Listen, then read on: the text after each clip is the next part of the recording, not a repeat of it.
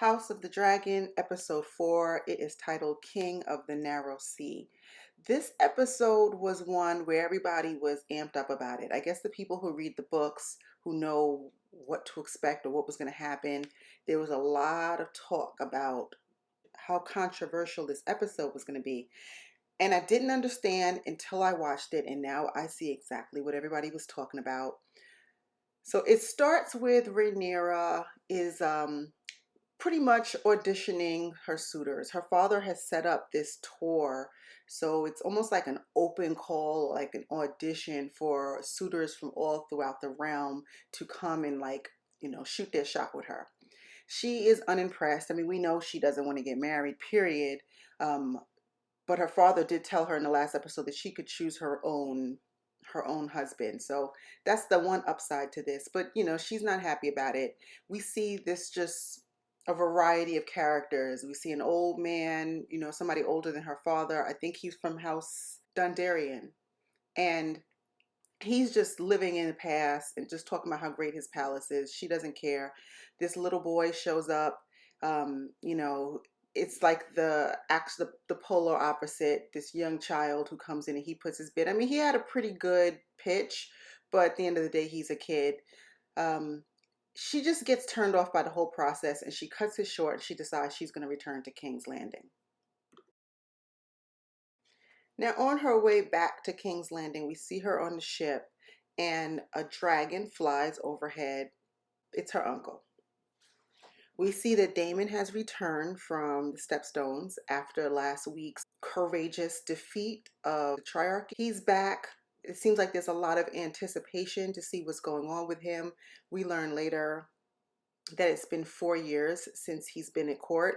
Rhaenyra is happy. You can see that she's a little smirk on her face. She's excited to see her uncle. We know from the first episode the two of them seem to have a special relationship, that they were truly fond of each other. So I think she's looking forward to seeing him. Now, her father, on the other hand, he is filled with trepidation because Daemon is a wild card. We don't know what to expect from him. Viserys doesn't have any idea what he's going to bring with him. So I think he's just kind of bracing himself for what drama his brother's going to bring this time. Lo and behold, he has no idea how bad it's going to get. So Daemon returns to court. You see everybody in the Great Hall just like waiting with bated breath to see what's going to happen as he walks down the aisle to greet his brother. Now, he's wearing a crown, which at first could be seen as a sign of treason or a sign that he's come to start some shit. However, he surprises everybody by kneeling before his brother, the king, telling him that he's been named the king of the narrow sea. He takes off the crown, he presents it to the king. He tells him that the crown and the stepstones are his. And once Viserys' guard is let down a little bit, Daemon takes a step closer to him and they embrace, and everybody applauds. And we can see the relief on the faces of the folks in the Great Hall and on Rhaenyra. It seems like things are going to be moving smoothly for once. Just a side note, we see that Daemon has cut his hair. I'm not sure what the significance of that is, unless he is trying to give the visual appearance that he has changed. This is part of his master plan to have everybody else put their guard down and view him as a non-threat to the crown. So possibly the cutting of the hair was part of this plan to be perceived in a way as if he is a new man. And it seems like it's working. We see them later in the garden and they're drinking wine and everybody is having a good time. And Viserys and his brother are bonding. They're having some normal brotherly banter. I mean, they're talking about their parents, and Viserys is even saying how, you were always mom's favorite.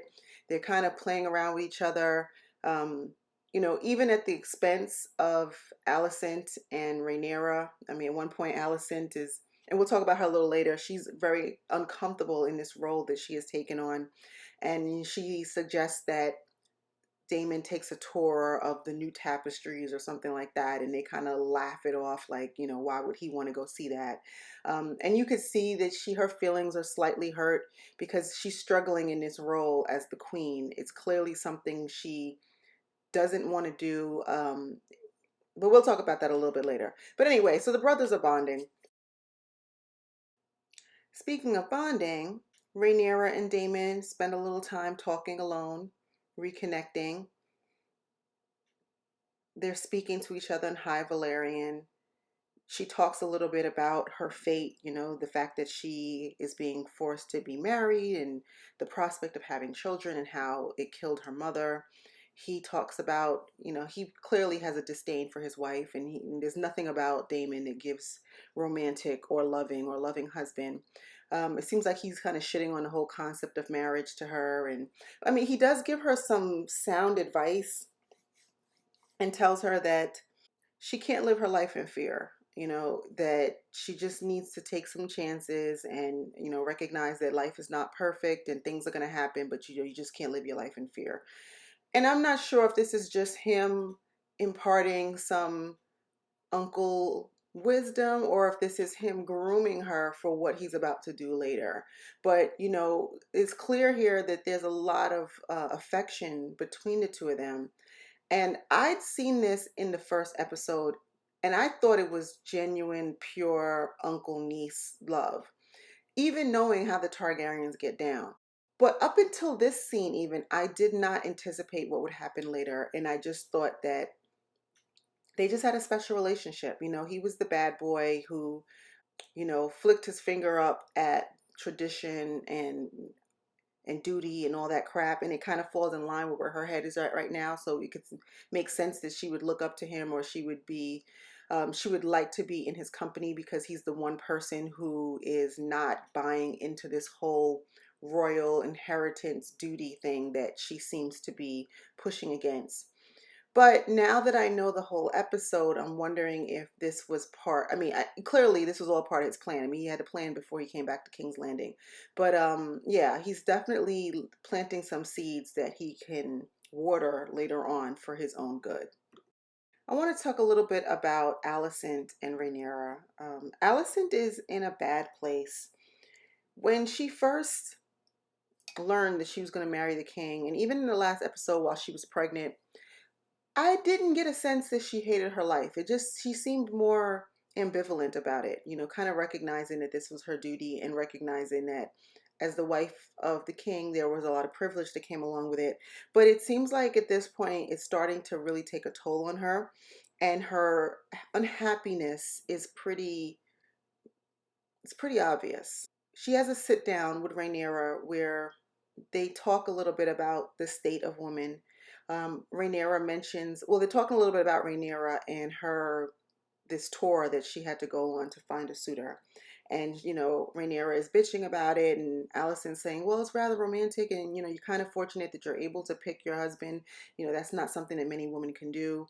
And she's likely talking about herself and her situation.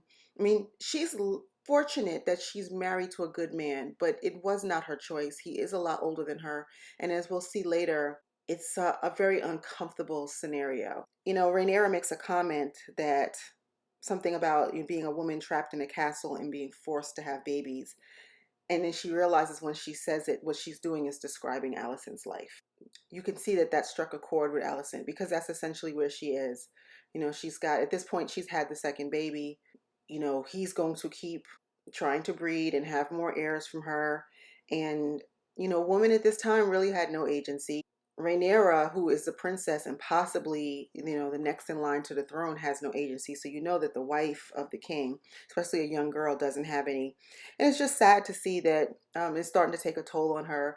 She feels isolated in her role as the queen. She doesn't have any friends. She's put in a position where people do respect her and give her a certain level of honor because of her role, but it also prevents people from getting close to her because she is in such a high rank right now. So she doesn't have any real friends, anybody she can really talk to the way that she could with Rhaenyra. And we know that friendship was fractured once she and the king married.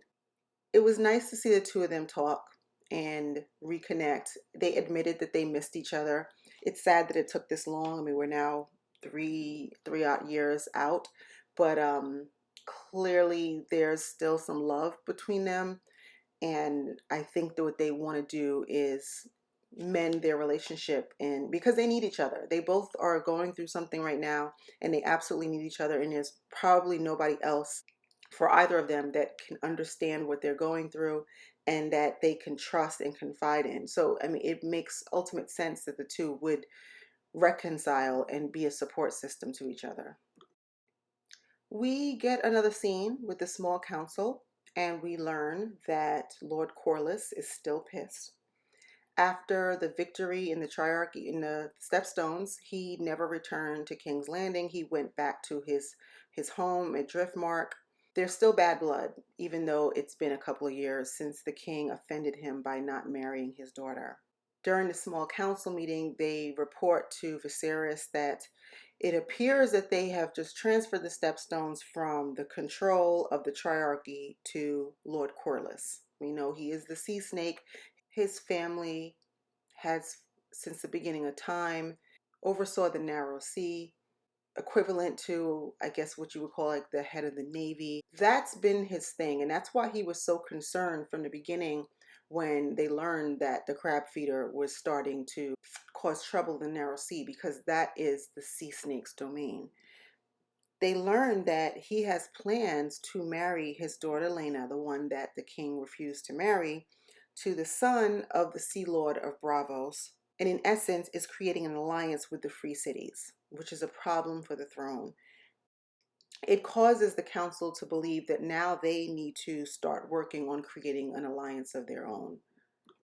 The sea snake, he comes from an extremely powerful and wealthy family, and his loyalty and alliance with the Targaryens is extremely important for their success, and they know that. So hearing this news that he's making this move in marrying off his daughter is alarming for them, and indicative that he still has an axe to grind with Viserys. All right, now here's the scene that everybody was talking about, and this is where it gets real grimy. So Rhaenyra returns to her room. She finds a bag of clothing on her table with a note. And it is a note from Daemon with a little map telling her where to meet him. And essentially what she's going to be doing is sneaking out of the Red Keep and going into King's Landing, dressed like a commoner so that she can disguise herself and experience what common life looks like in the city. Sounds like fun, right? No harm, no foul, until we realize what Daemon actually has planned for her. So they go out there, they're both in disguise, nobody knows who they are. They're seeing all this debauchery in the streets. I mean, it kind of looks like a scene from Sodom and Gomorrah. There's people having sex in alleys, and there's, people are drinking and dancing and being violent and all types of stuff. She actually gets spotted by, I believe, one of the gold cloaks, and she tells him, like, don't say anything. He lets her go. Um, but for the most part, people can't tell who she is. She's got her hair covered. She looks like a little boy. He takes her to see a play, like a real off Broadway play that they're doing, and they are mocking the royal house. Essentially, what they're doing is talking about the three possible heirs to the throne, and they're making fun of Rhaenyra, saying, "Oh, he's got a little girl, in the line of succession," and like pretty much shitting on her that she's never going to be king, or she'll never be queen, or she's not qualified. Then they talk about obviously Daemon, and then the king's youngest son, or his king's only son at this point, Aegon, who is about 3 years old at this point. And it's a disrespectful play, but that was kind of common for these times, like these kind of mockeries that the common folks would do. And it's really not harmful, but what it does for Rhaenyra is give her a glimpse of what people are saying about her, or how she's perceived. Kind of puts her ear to the street a little bit. And while she dismisses it, Daemon reminds her, no, this is what they're saying about you, and they're never going to let you be queen. Like, the people are not behind the fact that you are a woman, and they're not behind the fact that he's going to install a woman into this role, and they will pick Aegon. And it's kind of the same thing that Rhaenys had told her. You know, she probably knows this in the back of her head, but she's trying to believe otherwise. But what Daemon is doing is reinforcing for her what she's been told, that, you know, you believing that you're going to ascend to the throne is naive. And so at this point, it still feels like a little bit of a field trip. I'm still not really concerned. I'm like, all right, he's taking his niece out, showing her a good time. Isn't that what uncle's supposed to do, right? But no, it gets real grimy here. He then takes her to a pleasure house. And we know Damon likes his pleasure houses. And here is like, you know, everything is amped up. There are people, it's like an orgy. There's people having sex everywhere. People are naked. It's just a hot mess. He's getting her liquored up. She's drinking. You know, I don't know. I'm sure she drinks, you know, on special occasions in the castle, but she's not used to this. So she's starting to feel it. And then at this point, he pulls her cap off her head. So now it's obvious who she is. She doesn't react to that. And that was concerning for me. And I don't know if it was because she was drinking, if her inhibitions had truly been lowered to that point that she just didn't care anymore, didn't realize what was going on. But I mean, then people start noticing her. They start noticing both of them. And she doesn't seem concerned. And then he shows her, you know, she's looking around, she's intrigued, and he's talking to her about sex and how, you know, everybody's just trying to make themselves feel good and there's nothing wrong with it. And he's seducing her. And it gets to the point where he starts kissing on her and they're grinding, and he pushes her up against the wall and pulls down her pants, but he can't perform the act. Now, let me say this. She is a willing participant here. She is kissing him. She is wanting his hands on her. She's frustrated when he pulls away from her. So this is the moment where I'm not quite sure if this was something she's always kind of wanted, always maybe having a crush on her uncle, and it's now playing itself out, or if she's just living in the moment. I wasn't really concerned about the uncle niece thing because this is what the Targaryens do. I mean, her grandparents were brother and sister. I mean, we know that there's a lot of inbreeding. It's not uncommon. And I don't even know that her father would hate the idea of her and Daemon together if Daemon wasn't crazy. You know he can't marry. He doesn't want his daughter with her because, you know, Daemon is a problem. But other than that, I mean, they do this all the time. So I know a lot of people were alarmed by this scene, and really, and I wonder if they were, you know, you're looking at it through the eyes of like our regular society where this is taboo, but for them it's not. Now, where my problem is why he's doing this. And it's not because he's, you know, in love with his niece, he wants to be with her, anything like that. Obviously this is straight manipulation. He's trying to get himself to the throne. He is trying to, the reason he took her cap off is so that people would notice them, word would get back, her reputation would be ruined, she would not be a good partner for any of the suitors, and then he could have his way. So this is absolutely premeditated and planned out, probably from the time that he left the Stepstones. But anywho, so he's, you know, they're grinding up on each other, and then he can't do it. And again, there are a lot of theories about why he couldn't do it. I'm gonna go with he felt bad. I believe that Daemon has some duality to him. I do think he is off and he is problematic, arrogant, all of those things. But I do truly believe he loves his niece. And I don't know that it was necessarily in a romantic way. I think he just loves her. And I think in the moment he caught himself and realized what he was doing, and he couldn't go through with it. Or he had just done enough that he needed to get his plan in place. And maybe all he meant to do was just fool around with her a little bit, enough so that people could see them. But when she reacted the way she did and she started to become aggressive, maybe he thought, okay, well, this is going too far. I just wanted, you know, I just wanted people to see us together and see what was going on. But I'm going to go with he pulled out because, and I mean, no pun intended. He didn't pull. Well, nothing really happened between them. But I'm going to go with he felt bad, and that's why he stopped. So Daemon breaks out, leaves her there with her pants around her ankles. Very embarrassing. She heads back to the Red Keep, not before being spotted by a spy who reports back to Otto Hightower later. And now she's all worked up. You know, her juices are flowing, and she is all like she's got her uncle got up to this point and he kind of just left her hanging. So when she gets back to her room, She sees Ser Criston Cole at her door, and I think I believe she had a little thing from him from the first tournament, and I guess you want to say seduces him. She does a little cat and mouse thing with him, and she takes his helmet, and he tries. I'll give him that. He definitely tried to pull back because he shouldn't be touching her. He remember the King's Guard. They all took an oath of celibacy or something like that. And if this ever came out, he could die for this. I mean, there's 1,000 reasons why he shouldn't do it. But at the end of the day, he's a man and he's attracted to her, and he's aroused, and they have sex. Now, one thing that did stand out to me, and I know that this is TV, but I'm assuming that Rhaenyra is supposed to be a maiden. I'm assuming she's supposed to be a virgin. Maybe she wasn't, but for somebody who's a virgin and this is their first time, I mean, she seemed to know what she was doing.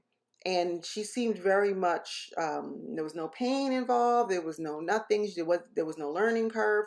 I'm just saying, I thought that was a little much for somebody who apparently is a virgin, but that's just an aside. So the spy goes back to Otto and tells him everything. A little boy that saw her when she was running back to the Red Keep. Not to mention all the other people who saw the two of them and saw what they were doing. Now, Otto can't wait to tell the king. I'm a little conflicted here because I do believe that it pained Otto to have to tell him. And I'm not sure if it pained him because he didn't want to be the messenger. He didn't want to, even though Viserys he's not violent and unpredictable the way Daemon is. Like, the way Daemon beat that messenger over in the Stepstones. But I don't know if he's afraid of the repercussions of telling Viserys or if he truly hurts him to tell them this. But I mean, it only serves him, right? Because we know that Otto has had an ulterior motive since the beginning, putting his daughter in front of the king so that he could eventually marry her, which he did. But he tells her, I've learned something about your daughter, and that, she was not behaving like a maiden, and that she and Daemon were out in the streets acting a fool. And of course, Viserys is pissed. Why shouldn't he be? He kind of doesn't believe it, but I think he knows his brother, and he knows that Rhaenyra has this rebellious spirit with her right now. And he even mentions later that both she and her brother have the dragon blood in them, and they can be impulsive and spontaneous. So he believes it. He just doesn't want to believe it. And it's like one thing after another with her, and it's just another one thing after another. He's just stressed out because it seems like every time he turns around, there's some fire that he's got to put out. And bigger than that is he's trying to marry her off. Word of this gets out, and her reputation will be besmirched, and no, she will not have any suitable offers. Alicent is in the room. She overhears the conversation, and she confronts Rhaenyra. She's like, "What happened? What's going on between y'all?" And I think this is more evidence of the fact that she truly loves Rhaenyra, and she doesn't want to see her hurt. And then she might be trying to give her a little bit of a heads up too about, hey, listen, your father knows. My father told him, like, shit's about to get real here, and asking her. And Rhaenyra is pleading innocent. She's saying, we just went out to have a good time. We went to a tavern. We had some drinks. That was it. Nothing happened. And she lies in a big way. She says, I think her exact words were that Daemon never touched her, and she swears on her mother. And I thought that was interesting because she's lying. I mean, they didn't have sex, but he touched you. And I know she feels like she can't tell Alicent this, but I mean, that was a big lie, and to swear on your mother of all people. But Alicent believes her. And I'm not sure if she truly believes her or she just wants to believe her. And later on, when Alicent is talking to Viserys, she tries to lobby for Rhaenyra, say, Rhaenyra doesn't have the spirit to lie. She's not that kind of person. Your brother is a liar, so just kind of keep this thing in perspective. Alicent is a true friend, I have to say. As much as it's understandable why Rhaenyra was upset with her, even though it wasn't Alicent's choice, I do believe she's true blue, and she does love her, and she wants the best for her. Speaking of Alicent, we saw a couple of scenes where it's evident how she feels about her life. she didn't have a choice in her marriage. She's married to a much older man, and she's got the two children so far. We even see a scene where the second baby apparently is a girl, and we see a scene while she is in her room in the Red Keep, and the baby is crying, and she's looking out the window, and she looks so unhappy and miserable. That, in a combination with the conversation she had with Rhaenyra about what her life looks like and being isolated and not having friends, it's so sad. And her father really set her up for failure because she's miserable. I mean, the one good thing, I guess, and this is going to sound a little mean, is that we know Viserys is not going to live for long, so it will free her up to marry again or to find a love. But at such a young age, she was just forced into this marriage, and it's really sad. What really hurt my heart is the one scene in which she's in her chambers and one of her ladies in waiting or whatever comes and tells her that the king is requesting your presence, which is clearly words for he wants you to come to his room because he wants to have sex. And she says to her, well, it's a little late in the night. And she's like, the woman looks at her like, yeah, I know, but he's requested you, so you have to go. And she goes and they're having sex and he's on top of her and you can see the expression on her face. He's got all these sores on him. We know he's been having these problems since the very beginning. Some people say that it's because of the throne, because of all of the swords in the throne, that they're constantly piercing him and cutting him, and that he's not healing, and that's why he has all of these sores. Possibly part of the reason why he's lost his fingers and stuff. But bottom line is, it's kind of gross, and she is just laying beneath him, just suffering through it. And as good as a man as I think Viserys is, he's just an older man and he's old enough to be her father and he's not in good health. And that's just got to be a horrible feeling to have to do that. And also knowing that the plan here is just to get her pregnant again. So, the first two pregnancies may not have been so bad, but he's just going to keep impregnating you over and over again. And that's what her life is going to look like, similar to what Rhaenyra's life looked like. Just baby after baby after baby, and just, being stuck in the castle and being isolated from everybody. It's just a really sad existence. I have to say, I feel really bad for her. So back to Daemon and his trifling ass. So the king learns this news. He has Daemon dragged into the Great Hall by the king's guards, and he demands to know what happened, even though I'm pretty sure he already has a good sense of this. Have to say though, Daemon doesn't deny it. He's still hungover from the night before, and he's laid out on the ground. Viserys tells him, you've defiled my daughter. And Daemon says, well, you and me, when we were young, we was doing all kinds of wild stuff in the streets and blah, blah, blah. And like kind of, I guess, justifying his behavior. And then tells him that it's probably better that her first time be with Daemon as opposed to somebody else. Gross. This doesn't go over well with the king. And Daemon tells him, why don't you give her to me? I will take her as is.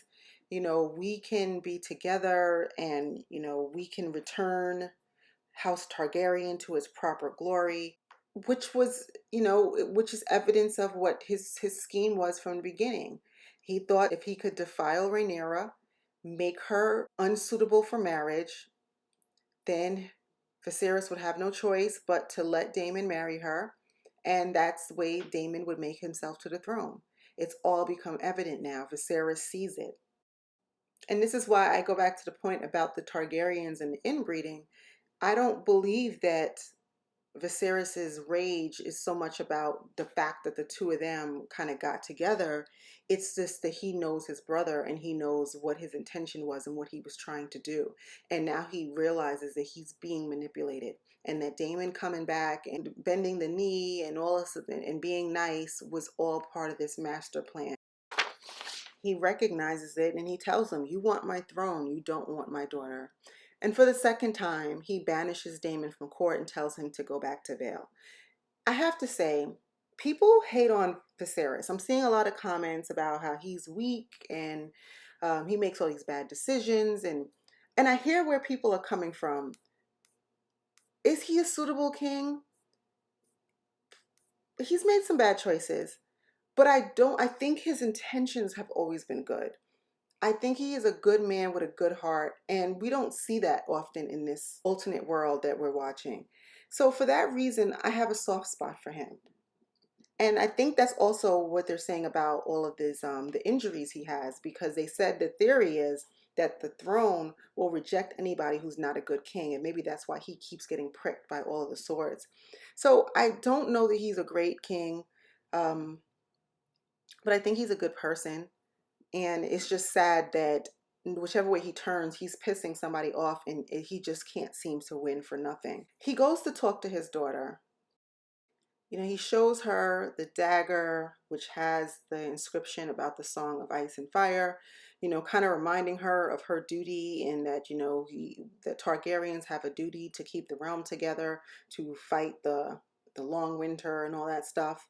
And, he tells her Jaehaerys would have disinherited you, but I'm looking at the bigger picture here. It's bigger than me and you. We have a duty here. And he tells her that, you're going to have to marry Leanor, the sea snake's son.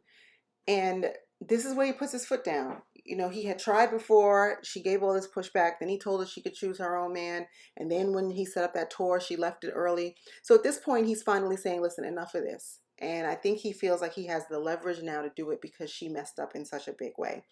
And surprisingly, she agrees with no problem. She does say one thing, though, that if she does her job, he's going to have to do his job. And what she means by that is handle Sir Otto. She tells him what he probably kind of knew, that, the hand of the king has a self-interest here. He wants to see his grandson on the throne one day. And in order for that to happen, Rhaenyra has to be set aside. So it would serve him to spy on Rhaenyra and to try to build evidence against her so that she could be put set aside. And I thought that at this point Viserys would tell her, look, I'll handle that. Don't worry about that. Don't worry about that business. Just do what I told you to do. Stay out these streets and go marry that man. But surprisingly, he does listen to her. And in the next scene, we see him talking to Otto Hightower. He calls Otto in, and he starts with a story, speaking about his father, who is Balon the Brave. And he talks about how his father was named Hand to the King. And his father was a very healthy, strong man. He was a dragon rider. And they went on a hunt, the hunt that was planned to celebrate King Jaehaerys naming him the Hand of the King. And he suffered an injury and he died shortly after, 5 days later. And in him dying, Otto then became Hand of the King. And what Viserys is implying here is that it's just odd that his father, who was healthy and strong, would die so shortly after being named Hand, and how once that happened, it was Otto who would benefit, and he would go from just being a citizen to becoming the second most powerful man in Westeros. He also lets Otto know that he knows what he did regarding Alicent, and that set Alicent up to be in the king's presence so that eventually he would fall in love with her and he would choose her to be his wife. Um, he tells him, you've been a good hand. You taught me how to be king. You served my grandfather, but you have a conflict of interest, and your self-interest is clouding your judgment, and that he can no longer trust him. And he takes his Hand of the King pin away from him and essentially fires him. Otto looks distraught. I don't know that he saw this coming. He's probably kicking himself because he knows this is all derived from him sharing this information with the king about Rhaenyra. And he might be kicking himself because, his plan or his agenda has been unearthed, and he's lost a lot. I mean, he truly was the second most powerful man in Westeros. Now, if his son does, become the king one day, he will regain power to a certain level, but again, it'll be tangential. It won't be the way he has it now. And he looks distraught. And I was sitting here wondering, like, is he upset because he was found out and because he lost his placement, or is he upset because he truly cares about the king and it hurts that he's been set aside, or is it a combination of both? I don't know that I believe Otto is a bad man. I do believe he's manipulative, but kind of like Viserys said, they're all self-interested. I mean, that's just how this works. I mean, that's kind of like the title of this, the Game of Thrones. Everybody has an angle and agenda. It's just a matter of like, who do you trust the most, or who do you think is going to inflict the least amount of damage, because you kind of can't trust anybody. But I was surprised that he did it. If this is information he's had regarding his father and him recognizing what he's done with Alicent, why is he only now doing something about it? And in doing this, you know you're creating another enemy. And that's one thing I have to say about Viserys. He's not good at, he thinks he's keeping the peace, but in not to acting to keep the peace, he creates more drama. And I think that's what he's done. I think he's creating an enemy out of this man. And Otto is smart and he's connected, and I just wouldn't want to have him. I wouldn't want to be on his bad side. I mean, I think the smarter thing to do would just keep him. You know, they say keep your enemies close and keep an eye on him. You know, and if you do that, you have a little sense of control. But now he's kind of rogue, and he too has an axe to grind. In the last scene, we see Rhaenyra is chilling in her room, and the maester comes to her and brings her a cup of tea, and he tells her that it is from her father, and the purpose of it is to rid her of unwanted consequences. So essentially, this is a tea that either prevents pregnancy or will cause an abortion. And obviously, her father does not want there to be a product of her relations with Daemon, although they did not consummate it, but she did consummate it with Ser Criston Cole, so she might need the tea after all. But that's where the episode ends. So another good one. It's caused a lot of ruckus. I see everybody's talking about it on social media, and I just wanted to weigh in and give my 2 cents about this one. And looking forward to next week to see what happens next. So let me know what you guys thought. What did you think of this episode? And we can talk about it in the comments. Have a good one.